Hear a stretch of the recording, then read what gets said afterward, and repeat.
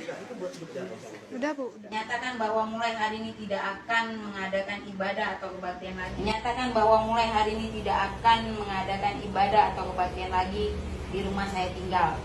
Demikianlah surat pernyataan ini. Ya, salam saudara-saudara. Saya dan saudara sudah menyaksikan sedikit penggalan dari video yang saya ambil dari TikTok, yang dimana dari tanggal 17 Maret kemarin viral karena ada sebuah gereja rumah yang sedang beribadah, tetapi didatangi oleh massa, bahkan juga ada para aparat yang tidak salah adalah para polisi ada di tempat itu juga untuk menghentikan ibadah pada saat itu. Dan pendeta tersebut atau mungkin pemimpin daripada gereja rumah tersebut, seorang ibu, dia mengucapkan janjinya lewat membaca di sebuah kertas tentang dia dan jemaatnya berjanji untuk tidak lagi melakukan ibadah di rumah mereka. Saudara-saudara, memang kekristenan ini sejak muncul pada waktu Kristus itu mati dan naik ke sorga, maka zaman perjanjian baru itu dimulai. Dan lahirlah satu sekte yang disebut pada waktu itu adalah Kristen. Kristen adalah orang-orang yang mengikuti ajarannya Kristus dan juga orang-orang yang hidup di dalam jalan-jalannya Kristus. Sehingga ketika munculnya kekristenan pada awal gereja mula-mula, maka ini merupakan sebuah ancaman bagi kelompok-kelompok Yahudi pada waktu itu, di mana para pengikut mereka banyak yang berpindah untuk menjadi Kristen. Ada satu orang di Alkitab yang sangat-sangat kejam, ingin memberantas, ingin menghentikan, bahkan ingin mematikan kekristenan pada waktu itu. Atau disebut pada zaman itu adalah pengikut-pengikut jalan Tuhan. Dia adalah orang yang bernama Rasul Paulus. Dia sangat-sangat jahat, ya. Bahkan dia meminta satu surat untuk dia bawa kepada majelis-majelis Yahudi yang ada di satu kota di daerah Aram pada waktu itu, yakni Damsyik, untuk dia ketika mendapatkan orang-orang yang mengikuti jalannya Tuhan, maka dia akan menangkap, memenjarakan mereka, dan bisa juga untuk membinasakan mereka. Tetapi perjumpaannya dengan Kristus di pintu gerbang Damsyik pada waktu itu justru merubah arah dan juga tujuan hidupnya. Dari orang yang sangat membenci Kristus menjadi orang yang sangat mengasihi Kristus. Jadi ketika saya menonton video ini dan juga sudah diposting oleh salah satu YouTuber, maka saya berpikir bahwa memang ini adalah tantangan gereja-gereja yang ada di Indonesia, karena sekalipun kita adalah gereja-gereja yang sudah mendapatkan akses izin resmi dari pemerintah, tapi memang di daerah-daerah tertentu kadang-kadang masih sulit untuk mengadakan ibadah. Apalagi kalau tidak mendapatkan izin untuk membangun gedung gereja, maka mereka melakukan ibadah di rumah mereka. Tapi itu pun juga tetap dihadang. Tapi buat saya, ini sesuatu yang tidak apa-apa. Justru orang Kristen ketika semakin dihambat, justru doanya tambah kencang. Orang Kristen ketika mau bertumbuh dan dihambat, maka pasti akan tambah merambat, saudara-saudara. Dari apa yang saya posting video ini, saya akan memberikan kurang lebih 4 tanggapan. Yang pertama, negara kita adalah negara Pancasila, negara yang memiliki undang-undang. Dalam pasal 29 ayat 2 Undang-Undang Dasar tahun 45, di situ mengatakan bahwa negara menjamin kemerdekaan dari setiap pemeluk agama untuk mereka bisa melakukan praktek agama mereka, bahkan juga mereka pun juga bebas melakukan ibadah mereka.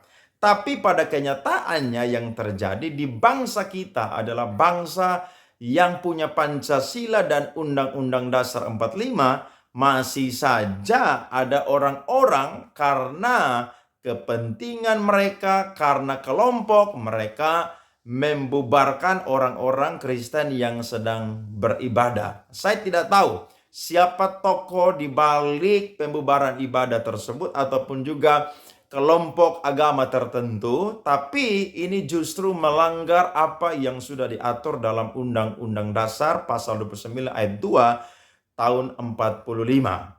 Padahal Pak Jokowi sendiri kurang lebih tahun lalu sudah menegaskan dalam salah satu pidatonya bahwa orang-orang Kristen, orang Hindu, orang Buddha, dan agama-agama lain itu berhak untuk mendapatkan kebebasan beribadah. Tapi ternyata apa yang disampaikan oleh Presiden Pak Jokowi itu pun juga tidak dipatuhi dan tidak dilakukan. Mengenai kebebasan beribadah dan kebebasan beragama. Ini hati-hati. Ini yang beragama Kristen, Katolik, Hindu, Konghucu, hati-hati. Ini memiliki hak yang sama dalam beribadah. Memiliki hak yang sama dalam kebebasan beragama dan beribadah. Hati-hati, beragama dan beribadah itu dijamin oleh konstitusi kita. Dijamin oleh Undang-Undang Dasar 1945, pasal 29 ayat 2. Sekali lagi, dijamin oleh konstitusi. Ini harus ngerti. Dandim, Kapolres, Kapolda, Pangdam harus ngerti ini. Kejari, Kejati. Jangan sampai yang namanya konstitusi itu kalah oleh kesepakatan. Konstitusi tidak boleh kalah dengan kesepakatan. Ada rapat FKUB misalnya, ini misalnya, sepakat tidak memperbolehkan membangun tempat ibadah. Hati-hati loh, konstitusi kita hati-hati loh, menjamin itu. Ada peraturan wali kota, atau ada instruksi bupati, hati-hati loh. Kita semua harus tahu masalah ini. Konstitusi kita itu memberikan kebebasan beragama dan beribadah. Meskipun hanya 1, 2, 3 kota atau kabupaten, tapi hati-hati mengenai ini. Karena saya lihat masih terjadi. Kadang-kadang saya berpikir sesusah itukah orang yang akan beribadah. Sedih gitu kalau kita mendengar.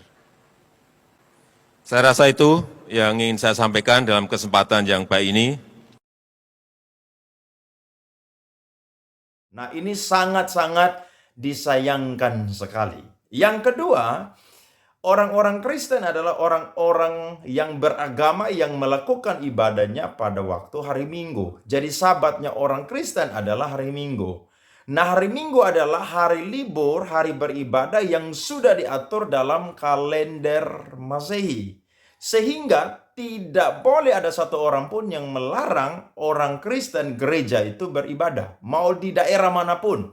Baik itu daerah minoritas maupun juga daerah mayoritas. Namanya hari Minggu adalah sabatnya orang Kristen.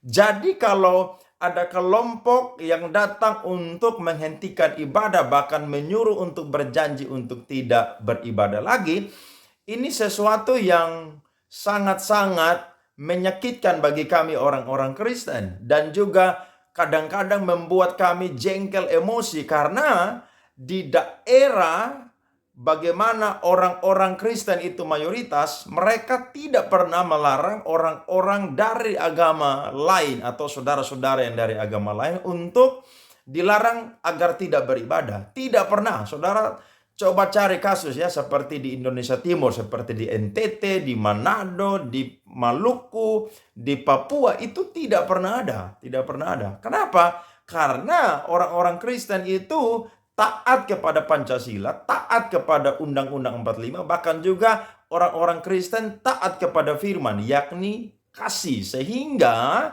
tidak akan melakukan atau mencampur adukan tentang yang namanya kepentingan mereka dengan agama orang lain. Nah, ini jadi teladan untuk saudara-saudara yang non-Kristen, supaya saudara-saudara tidak boleh melarang orang-orang Kristen untuk bergereja. Saya sendiri ada di Kupang ya, di Nusa Tenggara Timur.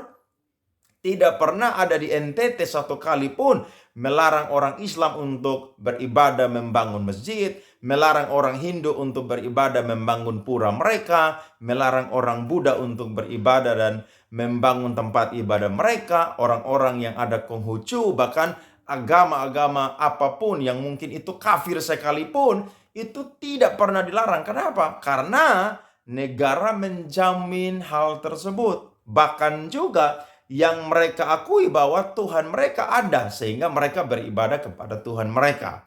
Dan yang ketiga, saudara-saudara, saya mencatat bahwa negara Indonesia ini bukan sekedar hanya didirikan atau merdeka itu karena jasa dari satu kelompok agama tertentu. Tidak, saudara. Justru orang Kristen yang juga berjasa di dalam mendirikan atau kemerdekaan daripada bangsa Indonesia ini. Contohnya ada satu jenderal besar, legend namanya TB Simatupang. Dia adalah orang yang salah satunya memperjuangkan kemerdekaan Republik Indonesia.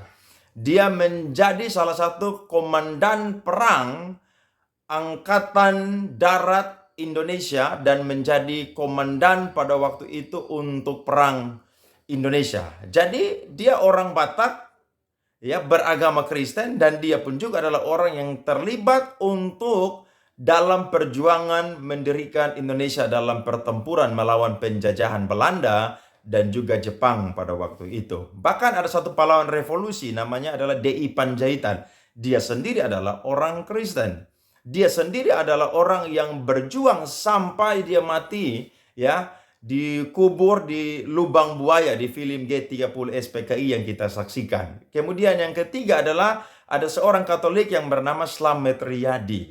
Jadi ada banyak sekali pahlawan-pahlawan orang Kristen yang berjasa membangun negeri ini, ya, yang merangkum Undang-Undang Dasar tahun 45. Tapi Kenapa kekristenan itu selalu ditindas? Nah, ini menjadi satu beban bagi kita semua, orang-orang Kristen, hamba-hamba Tuhan, supaya kita lebih banyak berdoa lagi sehingga ketika kekristenan itu dihambat justru akan semakin merambat. Dan yang keempat, pesan buat saya, kalau gereja rumah ini bernaung di satu sinode yang sah, maka sinode tersebut harus turun tangan untuk membantu kebebasan beribadah daripada gereja rumah tersebut. Karena tidak perlu yang namanya kita takut.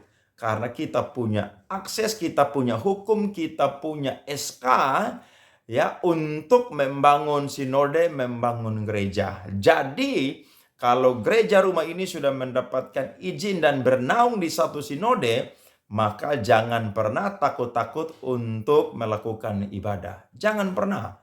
Karena saya yakin dan percaya, orang Kristen ketika mengikut Yesus bukan saja dikaruniakan untuk percaya, tapi juga untuk menderita demi Kristus. Rasul Paulus berkata, memang benar orang yang mau beribadah kepada Allah harus menanggung banyak penderitaan. Bahkan Paulus juga berkata, kelaparan, penindasan, kesesakan, maut, pedang, apapun itu tidak akan pernah bisa memisahkan kita dari kasih-Nya Kristus. Jadi, saudara-saudara yang ada dimanapun berada, yang hari-hari ini sedang melakukan ibadah dan saudara mungkin mau dihambat, jangan pernah menyerah. Saudara harus terus semangat, bahkan saudara harus bertindak, bersuara. Kenapa? Karena saudara adalah rakyat Indonesia, bahkan saudara pun juga adalah gereja yang memiliki badan hukum yang jelas sehingga bebas untuk melakukan ibadah.